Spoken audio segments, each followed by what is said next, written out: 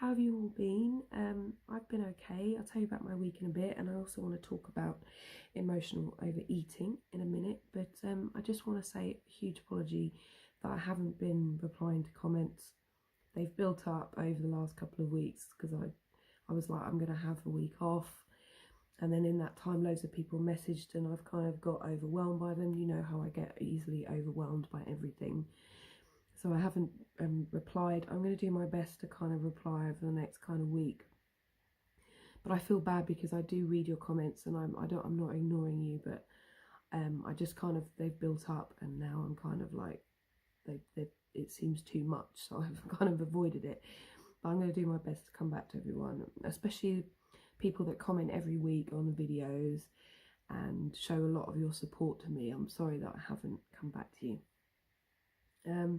So my week, it's actually not been too bad. Well, it's kind of, it's a tricky one. I've been on my own a lot and I've ended up watching a lot of YouTube. Most days kind of on the sofa all day. Got particularly into Shane Dawson, like his documentary style of filming, and just really entertaining to watch. But yeah, I've kind of been watching a lot of his stuff, so I've kind of been immersed in YouTube this week. But I have had moments of kind of going out. I went out with Mum, we had a coffee out, I talked about everything, and it was just really nice to spend time with her without all the kind of stress of everything. It was just nice to be out and kind of like feel like normal again. So that was really nice. My dad turned 70 this week. Happy birthday, Dad. Yeah, I can't believe it. He's a dude. He's a dude. And yeah, it was really nice. We went out for lunch and with the family, and my nieces were there, my little nieces were there, my brother, my sister, and yeah, it was really nice. So it's been a nice week, and I've got some nice plans for the week coming up. I'm going to be meeting up with some old friends next week that I fell out with about 18 months ago, reconnected with them, so I'm really happy about that. And yeah, got another friend coming over tomorrow who hasn't seen the house, so that'll be really nice. So yeah, it's okay, but what I have been noticing is my eating habits have changed, and this is what I want to talk about: emotional overeating. I've noticed that basically with all the change that was going on, a lot of sort of disruption, I stopped doing Weight Watchers for a bit, and I've noticed that as soon as I stopped that, it was like, okay, I can eat what I want because I'm not doing a diet anymore. And that's kind of picked up a lot over the last kind of 2 weeks, and I keep going to the shops during the shops during the day, and buying really bad food, not like tons of it, but like enough to kind of satisfy some sort of hunger, but it's filling a void. And food and I have always had a tempestuous relationship. It's a love-hate relationship. I've had eating disorders before. I've talked about them in other videos, but I had bulimia for a while. I also experienced binge eating disorder, which was kind of like they were linked together, because they both involve kind of binging on extreme amounts of food, and then with bulimia you purge or you vomit up your food after eating. Whereas binge eating, you just do the eating, you don't do the purging. Whereas emotional overeating is far more linked to kind of how you're feeling, your mood, and you'll kind of eat certain foods to kind of make you feel better, which in the end they don't make you feel better because they tend to be high fat, high sugar, high carb kind of food. You're not kind of going to be like craving, I don't know, like asparagus or something. I crave asparagus. I love asparagus. But yeah, so I've kind of been facing that, and I've really been kind of noticing that I've been kind of thinking about food a lot more, and I'm going to the shop every day. I've hidden wrappers from Andy. I haven't really been telling him that I've been eating like loads. And then like for lunch having like a massive bowl of pasta, and just and I'm so frustrated at myself because I lost like 11.5 pounds, and it's kind of the whole diet sort of side of life thinking about diets is quite triggering for eating disorders. And I think when I was doing Weight Watchers, I was very conscious about what I was eating, and now that's kind of gone out the window. I've kind of taken it to the other extreme. And I think that's where the problem lies, is like I don't have this healthy relationship with food. And I think because of everything that's been going on, I have kind of been reaching out to food. And a part of having BPD, a borderline personality disorder, is having kind of impulsivity when it comes to food, and kind of binge eating, or kind of going to emotional overeating. I'm not trying to confuse the two, emotional overeating and binge eating. They are two different disorders, but they kind of have similarities from my experience.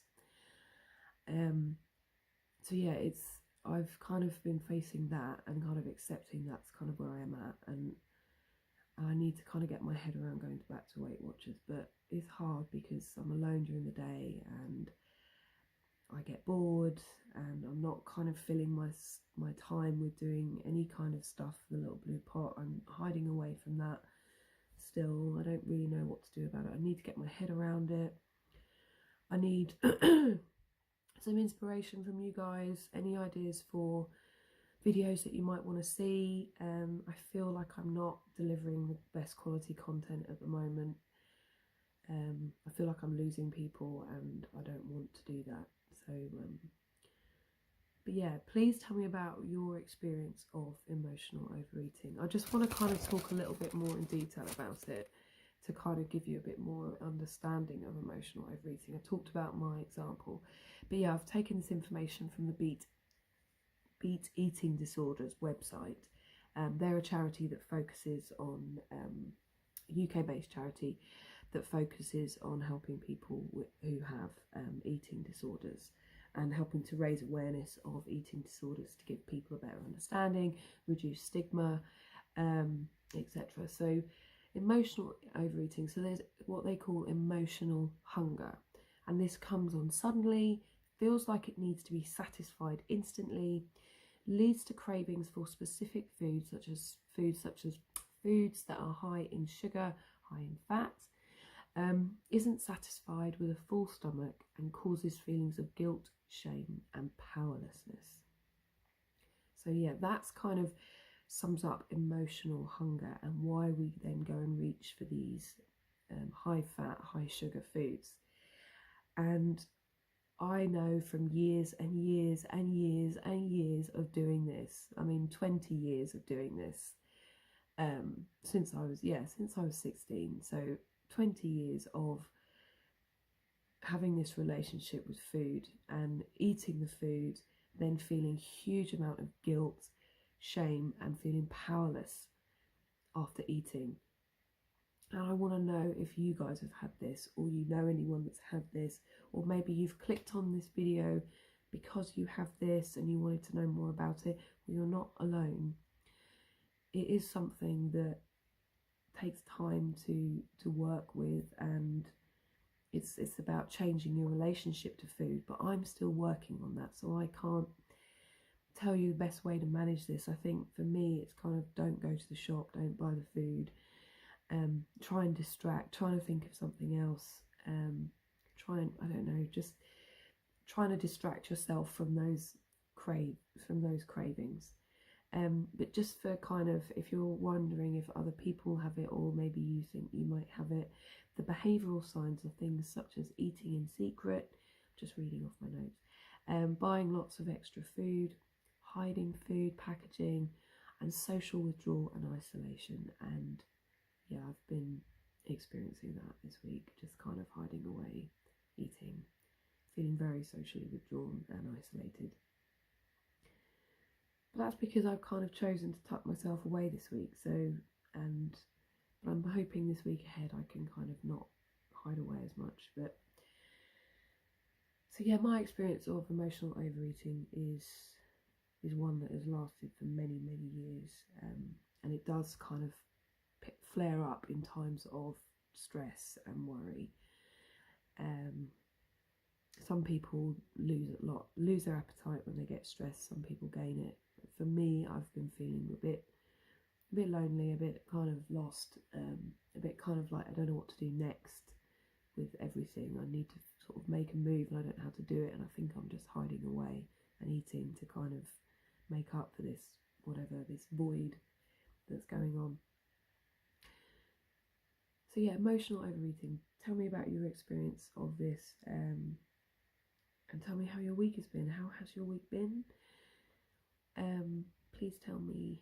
I will read your comments. I promise. And I will do my best to come back to you, but I honestly do read them, so please share with me your experience, and any tips that you have for avoiding kind of facing this emotional hunger. Whatever you want to say, let me know. I don't know why I did that stupid voice. Thanks for watching. Please give me any ideas you have for anything you want me to do, anything you want me to talk about. I want to get more from you guys, what you want to see, because you guys are watching my videos and I'm starting to doubt whether I've got the creativity or I don't know, I'm doubting myself at the moment, so thinking of content I'm struggling with that. Anyway, take care, thanks for watching, have a good week. Please tell me how your week has been, and share with me your experience of emotional overeating or any other eating disorder. Apologies if this has triggered anybody. Yeah, we need to be talking about eating disorders, and we need to be talking about emotional overeating, because I bet there are more people doing it than we realise. Take care, lots of love. I'll see you next week.